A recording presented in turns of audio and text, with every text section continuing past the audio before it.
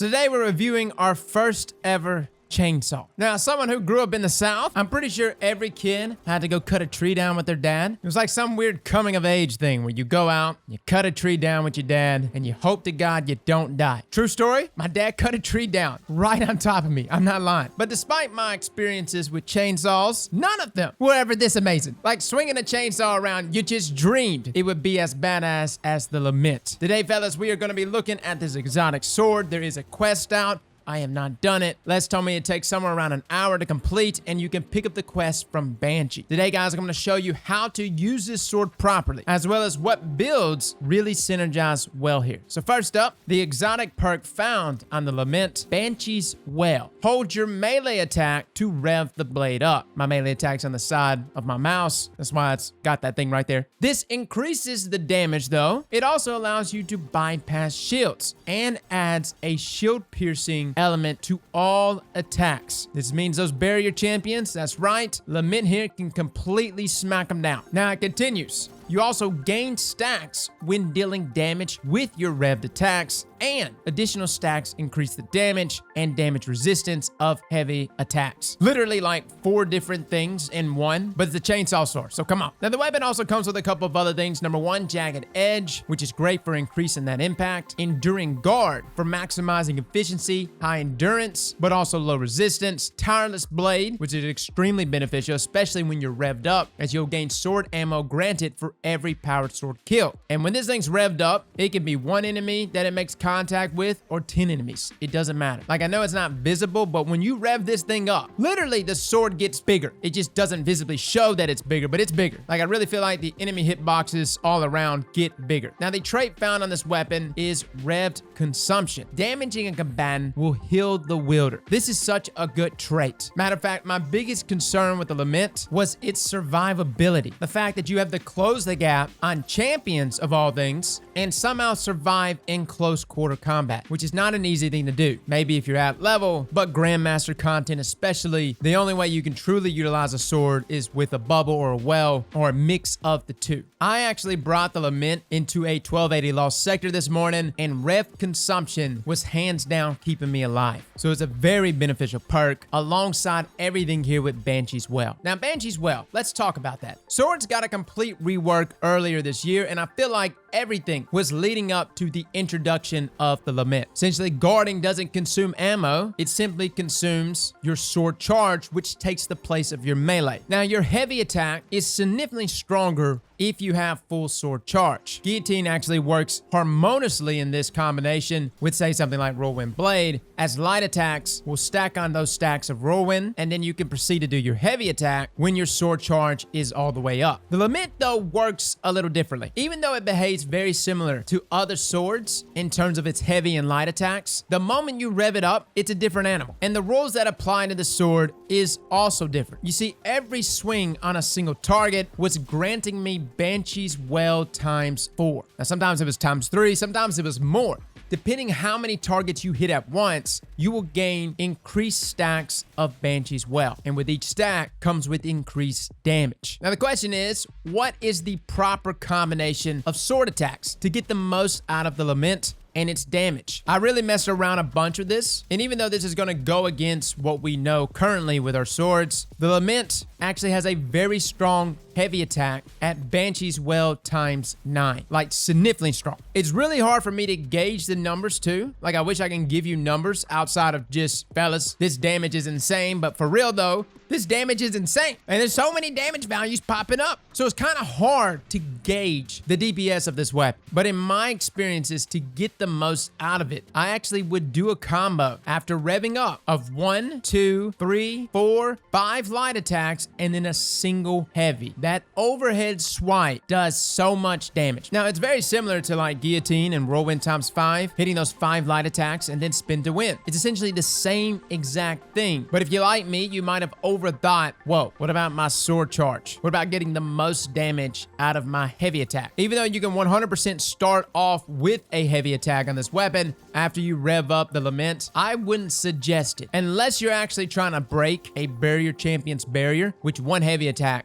after revving it up normally does it. Outside of that, the increase in damage from Banshee's Well should take priority with your light attacks before following up with a heavy attack. On top of that, getting those stacks of Banshees well is completely reliant on your sword charge. Every attack is burning. Even your light attacks are burning sword charge. So it's best that you don't just burn your entire sword charge with a single heavy attack unless you're trying to break a barrier champion's barrier in a single blow, but instead do the 5 light attacks with a heavy attack on the end. Again, Banshee's well times 9 significantly increases that damage despite your sword charge getting burnt in your light attacks. Now, when we actually sit down and compare damage to Guillotine here, or just in terms of how fast it actually takes to kill Carl, Guillotine took roughly 4.5 seconds. Now, granted, I probably could have sped this up a little bit if I did like one more light attack before doing a spin to win, despite proccing whirlwind times 5. So maybe like half a second, so 4 seconds. The Lament, though, with the combo that I just showed you, killed Carl in a little more than 3 seconds. So yeah, the Lament is outperforming Guillotine in just raw damage. However, its flow is very much a burst damage flow, whereas Guillotine is really good for DPS phases, right? The fact that you can chain your light attacks into your heavy attacks, it makes for a good rotation, and you can chain those attacks back to back. With the Lament, it does excellent damage in that burst time window. However, if you're not utilizing any mods, things like Loosen Blade, which we're going to get into in just a moment, it will take you nearly 5 seconds to get your sword charge back, meaning this beautiful damage rotation that you see here from Lament will be put on hold for nearly 5 whole seconds, which really kills your DPS. Now, that's not to say that the Lament isn't great. It is great. Actually, it may be the best weapon when it comes to taking down champions. And that's what it's meant to be. It's meant to be a sword that literally just chainsaws champions in half. And it does that wonderfully. That burst damage that you see here is what you need when it comes to dealing with champions. And in most situations, the Lament will probably be just fine for fire teams, especially if everybody's rocking it. I think the sword probably has the highest burst damage in the game, which takes us to builds. How can we drop down the sword charge cooldown for this sword? I actually tested this a bunch, and long story short, if you really want to play with this sword and utilize it to its fullest, Loosen Blade is your friend. This is an arc-based mod, and actually states that while you are charged with light, dealing damage with a sword gives you bonus sword damage for 5 seconds, consuming 1 stack of Charged with Light. But underneath it, if you have a arc mod equipped, this greatly increases the charge rate for your equipped swords. Now, when I was actually testing time duration here, Loosen Blade actually dropped it down by more than a second, somewhere around 3.7 to 3.8 seconds, which is substantially better than the 5 or nearly 5 seconds that your base charge is. Unfortunately, there's nothing here that really stacks with it. Officer Payne actually reached out to me this morning and asked, can Frosty's drop down your sword charge rate? My experience, no. There's nothing that Frosty's offered, even though it does offer significantly reduced cooldowns. It does not seem to play a role in our sword charge cooldown. Now, granted, it may actually play a role, it just didn't stack with Loosen Blade, because I was actually testing those two together. Another exotic we broke out that synergizes perfectly here is Stronghold. It comes with the exotic perk Clenched Fist. Maximizes guard stats on equipped swords. Shots block immediately after guarding will heal you. Considering that the Lament already heals you with its exotic trait, combo that with Stronghold and you are damn near unkillable. Now understand, Stronghold maximizes guard stats. That does not mean it maximizes charge rate or has any effect on charge rate. This is actually just guard resistance, guard efficiency, and guard endurance. And on some levels, I don't think Stronghold is necessary considering how high these stats already are. I think the main benefit that Stronghold offers here is the fact that you get healing even when you guard. You're getting healing when you do damage with the sword, and simultaneously you get healing whenever you're sitting there blocking. It's a win-win, and it works perfectly here with the Lament's playstyle. The main thing you want to utilize though with the Lament is just Loosen Blade. Whatever build you go with, I was actually rocking the 6 Coyote build, using Vanishing Step on Top Tree Tether, taking advantage of Reactive Pulse, which is one of my favorite mods, especially if you're playing close quarter with a lot of enemies, and simultaneously relying on Empowered Finish to become Charged with Light. This was constantly giving me charges there for Loosen Blade, thus increasing my damage very significantly, approximately a 35% increase in damage. And before we jump up and say, whoa, but it doesn't stack well and bubble and all those things, think about the playstyle that we're utilizing here with this sword. We're pushing up, we're moving a bunch, we're killing killing champions, which are not stationary, right? They're spread out all around the map. You're not going to be able to just sit there and bubble over every single champion on the field. The beautiful thing about Charge with Light and Lucent Blade is you can carry that buff with you. And for the most part, there is no time duration there. Simply when you use it, does it go away? So guys, is the Lament a sword worthy of being called an exotic and worth you getting? Yes, absolutely. I think the sword having the ability to chew through barrier champions,